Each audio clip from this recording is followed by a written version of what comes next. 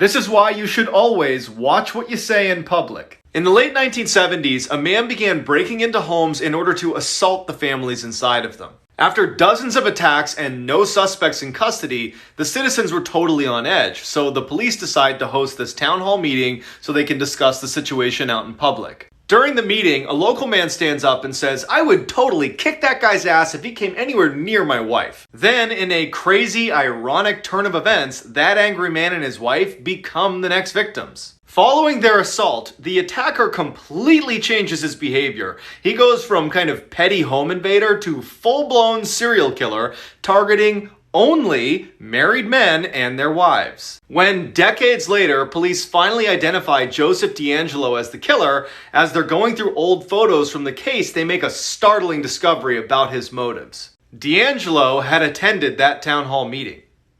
This is why you should always be scared of clowns. In 2004, a babysitter had just sat down to watch TV before the parents got back when she noticed something. In the corner of the room was a large clown statue that, no matter how she positioned herself, seemed like it was staring right at her. As she's looking at it, the father calls to check in on the kids. She tells him everything is fine, and right before they're about to hang up, she says, "Why do you have a huge clown statue in your TV room?" There was silence on the phone, and then the father just says, "We don't own a clown statue." She immediately drops the phone, runs upstairs, gets the kids, runs outside, calls the cops. Cops go in and come out with this guy. As the police are taking the clown away, one of the officers comes over to the girl and with a very grim look on his face just says, "We found him underneath one of the kids' beds. He was holding a sharpened screwdriver." Sometimes reality is stranger than fiction. In 2010, a couple renting a cabin in the middle of the woods finds the guest logbook tucked underneath the bed in the bedroom. After reading through it, they decide to call the cops. The final 5 entries are all by the same man. The first 2 are just talking about how great it is to be on vacation with his girlfriend. Then it starts to get weird. In the 3rd entry, he describes a stranger lurking in the tree line that doesn't respond to his waves. In the 4th entry, he hears knocking on the windows in the middle of the night, but no one's there. In his 5th and final entry, his handwriting is barely legible, and it just says, "It's in the bathroom, we're going to die." The police show up and find the girlfriend's body in the basement. Next to her body was her purse, and in her purse was her phone. When they open it up, they see that she texted her mother one last time, and it just says, "Mike's starting to act crazy. I think he's off his meds again." This is why you should be careful what you put in the mail. In 2015, a man was asked by his neighbor to collect his mail while he was gone for a few weeks. A few days later, a large package arrives on his neighbor's front porch. The man can barely lift it, but gets over to his garage where he accidentally drops it and hears something break inside. Hoping his neighbor would think the damage occurred en route, he closes his squeaky garage door and forgets about it. But over the next couple of days, whatever was in that package started to smell so bad that he decides to open it up. Inside were 2 very important finds: his neighbor, who was dead, and a camera that was still recording. The police bring the man in for questioning and show him what was on the camera inside the box. It starts with his neighbor talking to the camera about how excited he is to mail himself home for his YouTube channel. Then, police fast forward to the very end where they see that the neighbor is now sleeping in the box, and then suddenly gets dropped and you hear a crack, and that's his neck breaking. And then you hear a squeaky garage door close. If you make it to the end, I'm sorry. In 2007, a woman was lying awake in her hotel bed when she started hearing a kid run up and down the hall laughing and making tons of noise. She considered going out and telling the kid to be quiet, but eventually just said whatever and fell asleep. The next morning she got up and asked her teenage daughter, who was staying in the room next door, if she had heard the kid, and she said yes, it was so annoying. That night, the woman is back in bed trying to sleep when once again she hears the kid in the hall. Now feeling pretty annoyed herself, she starts walking to the front door to get a better listen when the footsteps stop right in front of her door and she hears the kid playing with the do not disturb sign. She leans into the peephole to get a better look, but the kid's gone. So she steps into the hallway and looks down the hall, and there's the kid at the far end, just standing there perfectly still. This is why you might not want to eat deer meat. In late 2019, a man and his grandfather were out hunting when they spotted something way off in the distance that just didn't seem right. A deer was howling and then lowering its antlers and charging forward like a battering ram as if it was fighting with another animal. But when they crept closer, they could tell that the deer was all alone and something was definitely wrong with it. The deer was repeatedly ramming its head into a tree, and then finally one of its antlers breaks off and it kneels down and starts chewing on the antler. As they're watching in horror, the deer in a sudden lurching movement gets up on its hind legs and then walks like a human into the nearby lake, goes under, and does not resurface. Turns out the deer had chronic wasting disease, which is a new, highly contagious neurological disorder that drills holes in the brains of those affected and leads to a distinct lack of fear and awareness and is always fatal. And now, scientists are concerned it might spread to humans in 2020. This is why you always say yes to tandoori chicken. In 2012, a high school tutor and her student stayed up so late one night studying that by the time they were done, the buses had stopped running. Without another way home, the student asked if he could stay the night at her place. Reluctantly, she agreed. When they got back to the apartment, she fell asleep on her bed and he fell asleep on a blanket next to her bed on the ground. A few hours later, she wakes up to the boy standing awkwardly in the middle of the room with a very strange look on his face. She asks him, "What's wrong?" He looks at her and says, "I'm really hungry. Let's go get some tandoori chicken." Confused, she says, "It's 2 a.m. Just get a snack in the cupboard." And he grabs her by the arm and he says, "No, we are getting tandoori chicken right now." And he yanks her from the bed. Feeling totally caught off guard by this whole situation, she goes into the hall with the boy, and as soon as the door shuts behind them, she can tell that he is terrified. He looks at her and just says, "I'm not actually hungry. When I woke up, there was someone under your bed." If someone offers you this, walk away. In 2016, a man was staying at his friend's cabin in the woods when he decided to go for an evening stroll. A little ways down the trail, he hears someone call out from behind his neighbor's house. He looks up and he sees this skinny guy pop out from behind the building who starts waving frantically at him to come over. Worried this guy could be in trouble, the man takes off running to assist, but when he gets close enough, the neighbor just offers him a fistful of Slim Jims and starts talking about how much he hates his wife. Sensing there was something wrong with this guy, he says no thank you to the Slim Jims and walks away. The next day, the man calls his friend who owned the cabin to ask him what the deal was with his weirdo neighbor. There was silence on the phone, and then his friend just says, "I don't have any neighbors." The police are called, and it turns out his neighbor was really some lunatic who had recently killed his wife and had been hiding out in the abandoned cabin next door. This is why you should never stay in sketchy motels. In 2005, a young woman on a solo road trip across the country decided to stop for the night. The first place she sees is the Mountaintop Motel. It looked pretty cheap, but she was tired, so she said good enough. The check-in guy eyed her up and down very uncomfortably and then asked her if she was traveling alone. She ignores the question, pays for her room, and then walks away with the key. When she gets inside her room and sees there are literally cockroaches in her bed, she says nope and decides to sleep in her car in the parking lot. Around 3 a.m., she wakes up to see the check-in guy using his own keys to get into the motel room she was supposed to be in. A few minutes later, he storms out and slams the door and starts walking towards her car. Terrified, she hides under her blanket as the man tries to open her car doors but can't and walks away. She speeds off and calls her friend and asks her to look up the address of Mountaintop Motel so she can give it to police. Her friend's quiet for a second and then just says, "The Mountaintop Motel closed a week ago."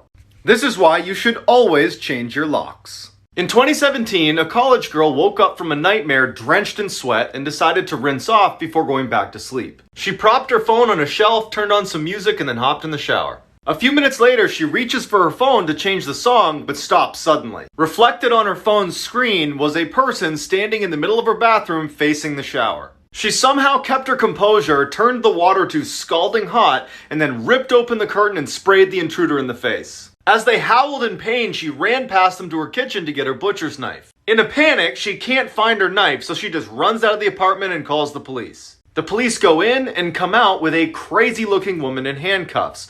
One of the officers comes over to the girl and says she used to live here and she had copies of your keys. Then he pauses and looks down and brings up a clear evidence bag that contained her butcher's knife, and he says, "Looks like she wanted her apartment back."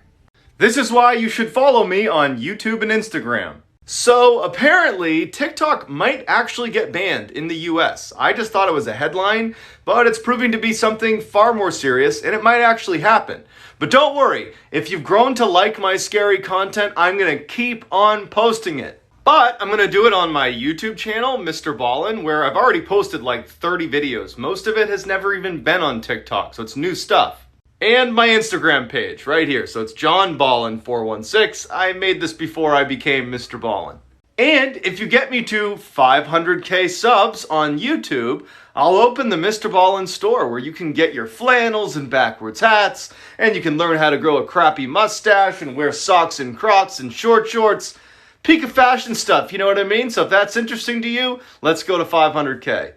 This is why you should always keep your head on a swivel. In 2017, an elderly woman who lived alone thought she saw something moving in her backyard and went to the window to have a look. As she's looking around, a shadowy figure emerges right on the other side of the glass, standing in her backyard. Terrified, she keeps an eye on the figure while calling police, but by the time she hangs up, the figure's gone. When the police arrive, her front door is unlocked, so they go inside and they find her still sitting in front of the window looking for this figure. The police search the backyard, but they don't find anything. When the police go back inside to search the house, they quickly find some large footprints that couldn't have been hers in the room that she was sitting in and all around the first floor. That's when they realized what was going on. She wasn't seeing a shadowy figure in her backyard. She was seeing the reflection of someone in the room with her. This is why you should always sleep with your lights on. In 1991, a man named Christopher Case was found dead in his bathtub, fully clothed in the fetal position. When police interviewed his best friend Sammy, she told them about a very disturbing phone call she got from him the night before he died. On the call, he told her that the previous night he had woken up to what sounded like whispering coming from underneath his bed. When he went to look, he couldn't move. As he laid helplessly, he watched a black figure pull itself out from underneath his bed. Once it was fully upright, it reached down and began choking him until he passed out. The next morning when he came to, he felt his neck and it was swollen and bruised. And then he saw blood on his hands and he saw that there were deep uniform incisions on each of his fingertips. As he's saying all this to Sammy and telling her how scared he is to go to bed that night, he suddenly stops and he says, "I hear whispering outside my room." Then the phone went dead. This is what they meant when they said, "Don't talk to strangers." In the early 1900s, a 10-year-old boy was playing in the woods when a tall man appeared and asked if he wanted to come back to his cabin for dinner. Totally caught off guard, the boy reluctantly agrees and begins walking. When they get to the cabin, the boy is relieved when he sees Paul, a family friend, sitting on the porch, so the boy happily goes inside. After they eat, the boy says thank you to the strange tall man, says bye to Paul, and then he leaves. He had only walked a few steps when he sees his family, along with Paul, running up the path towards him, frantically asking if he was okay. Confused, the boy says, "I'm just fine," and he looks at Paul and he's like, "Why didn't you tell them I was with you at the cabin?" And he points over his shoulder. Paul glances over the boy's shoulder and then narrows his eyes and says, "You were kidnapped by a cult 3 days ago. No one's seen you." Terrified, the boy turns around to look at the cabin he just came from, and it's gone. All he sees is a dark forest that stretches for miles. I was going to do something scripted for this, but I'm just going to speak from the heart. I am crushed to find out that TikTok really is getting banned here in a matter of hours in the US. I never would have thought that, 6 months ago when I posted my first scary story, that it would have turned into what it has for me and my family. It's opened up more opportunities than I could have ever dreamed of.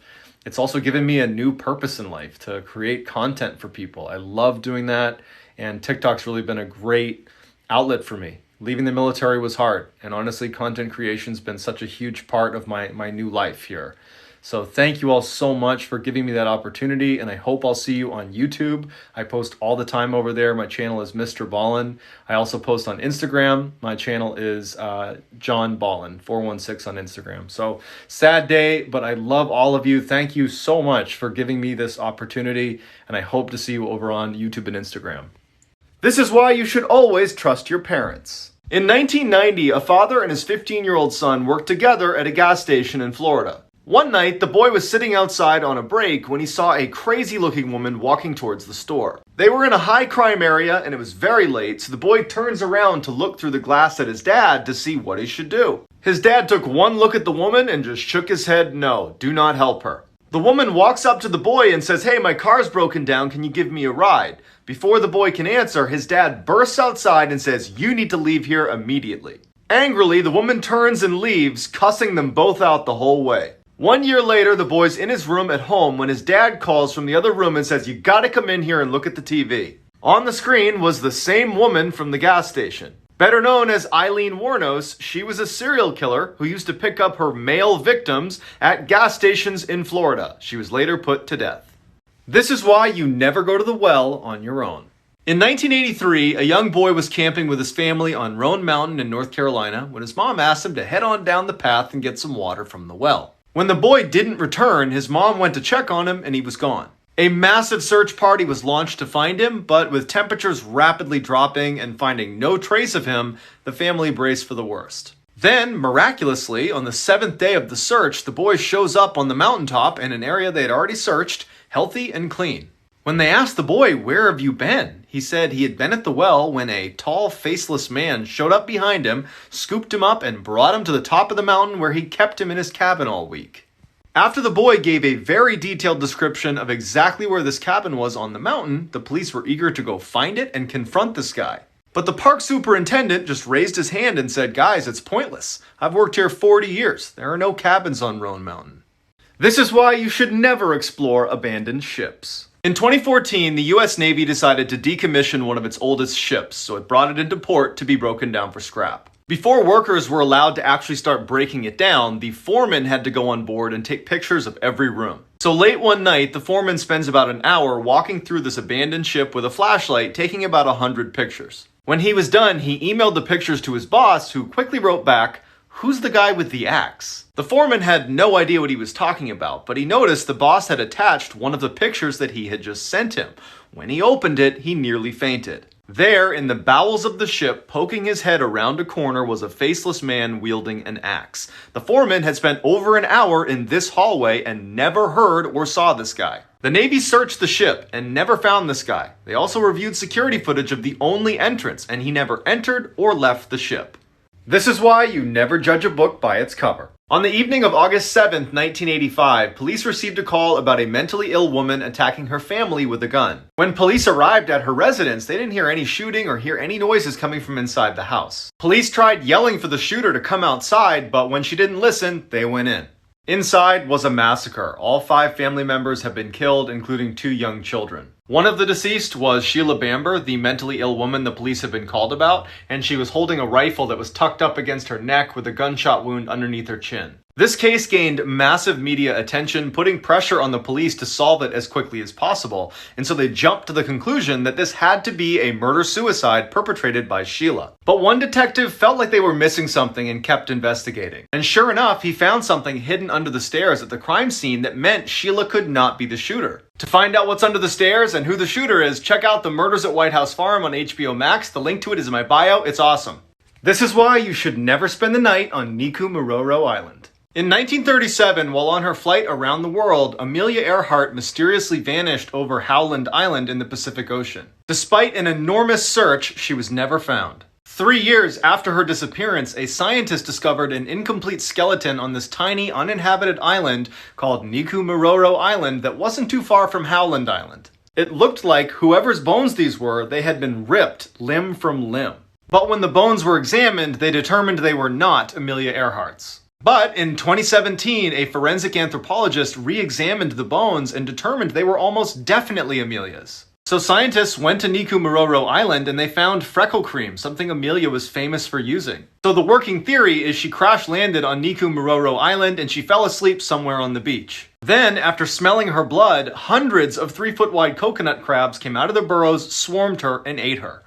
This is why you should never step foot on the faraway dock. In 1994, an 11-year-old named Mark arrived at summer camp and made his way over to the dining hall where the director was going to talk about the next couple of weeks. The director emphasized that no one was allowed to swim out to the dock located way out in the middle of the lake, although she didn't say why. Mark and the 3 other boys in his cabin were so intrigued by this faraway dock that the next day during lunch, while everyone was eating, they hopped in the lake and started swimming out. When they finally got out to the dock, they were a little bit let down because it looked like any other dock. But they decide to make the best of it. They climb on top and they start playing the game where they all stand on one side until it floods. Last one to fall off wins. As the corner sank, they started to hear a scratching sound coming from underneath the dock. Suddenly, hundreds of these big meaty spiders come crawling out through the breaks in the wood and slide down the slanted dock towards the boys, who panic and fall forward, and there's spiders swarming their hair and their face. Turns out the dock was off limits because it was overrun with dock spiders and the boys flooded their nest. This is why you should never eat a cult's applesauce. During his stay in a psych ward in the 1970s, Marshall Applewhite formed an intense, non-romantic relationship with his nurse, Bonnie Nettles. They quickly realized aliens had preordained their encounter, and now they needed to board their spacecraft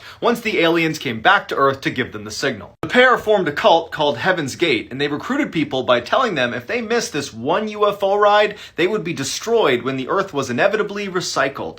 Their cult was considered a joke and not a threat until they did something so horrific it shocked the world. On March 26, 1997, the aliens were going to be passing overhead, hiding behind a comet, and it was now time for the members to hop on board. Over the course of 3 days, members donned matching Nike sneakers, ate poisoned applesauce, tied bags over their head, and then waited to exit the Earth. Right before they died, they conducted exit interviews, and they are truly disturbing. To see these interviews and learn more about the cult of cults, check out Heaven's Gate on HBO Max. Link is in my bio.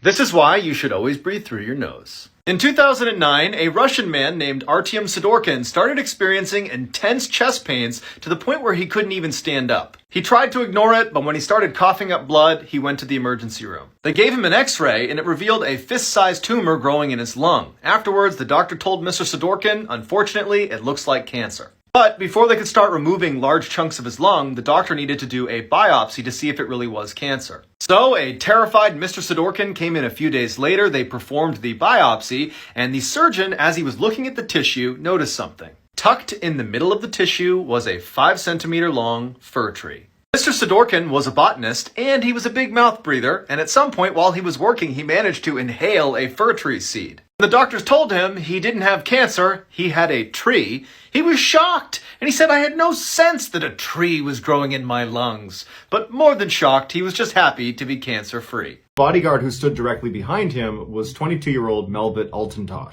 He was a Turkish native who for 2.5 years had served on an elite riot police unit. Andre looked down at the podium at his notes, and then he looked up at the room that was filled with journalists and dignitaries, and he composed himself, he cleared his voice, and he began to speak. Behind him, Mevlut, the bodyguard, opened his jacket slightly and continued staring at the back of Andre's head. And then in one swift motion, he drew a pistol and fired 3 shots into the ambassador's back. And then when the ambassador fell to the ground, Mevlut moved on top of him and fired 4 more shots, killing him. Guests started screaming and running for cover. Meanwhile, Mevlut pointed his finger into the sky and yelled, "Do not forget Aleppo, do not forget Syria." And then he began walking around the exhibit, smashing the pictures on the wall before Turkish security forces showed up. There was a gunfight and Mevlut was killed. But regardless of why it happened, what the world remembers from this event is the award-winning photograph that was taken of Mevlut immediately after he committed the attack.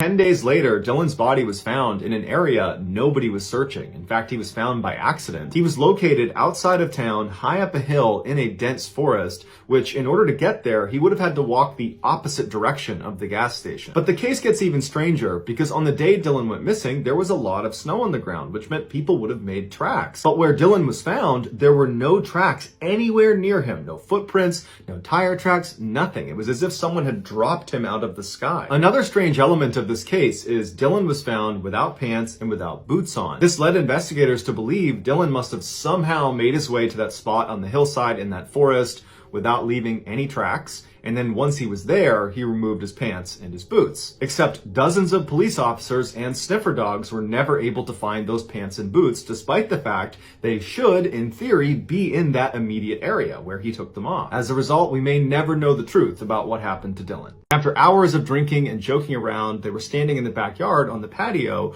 when they noticed a small slug crawling across the ground. And at some point, one of the boys yelled out, "Hey, someone should eat that." Sam took it as a challenge and said, "You know what? I'll eat the slug." And so he picked that slug up, threw it in his mouth, and he ate it. The next morning when Sam got up, he noticed a dull ache in his legs. So they went to the doctor, and Sam brought up the fact that he had eaten this slug, and it looks like Sam had something called rat lungworm disease. This is an infection most commonly found in rats that's caused by a parasitic worm that can be passed down to snails and slugs if they eat the rat feces that contains the parasite's larva. Based on Sam's symptoms, the doctor informed him that most likely the slug he consumed at that party was a carrier of the parasite. Just a few days after his diagnosis, Sam did develop the rare form of meningitis, and he slipped into a coma for 420 days. When he finally woke up, he was paralyzed, he wasn't able to speak, and he couldn't eat without a feeding tube.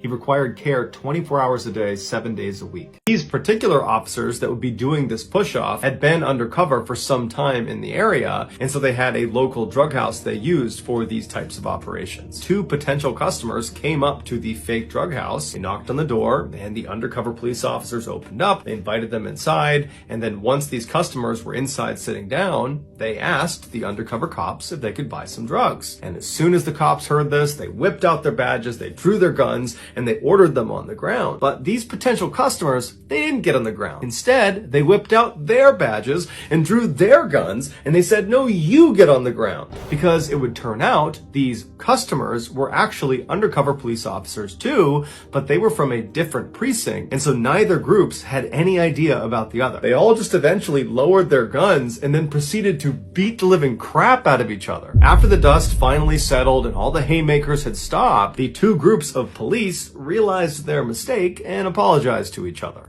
He caved and said yes, he would tell them the full story of what happened to Samantha, but they had to get him an Americano coffee, a peanut butter Snickers, and a cigar. Once he had said items, he began to speak. And what he said was so disturbing and so graphic, the FBI still has not released the full transcript of his confession. It would turn out Samantha was not Israel Keys' first victim. He was in fact a serial killer who specifically preyed on completely random people because he enjoyed watching them die.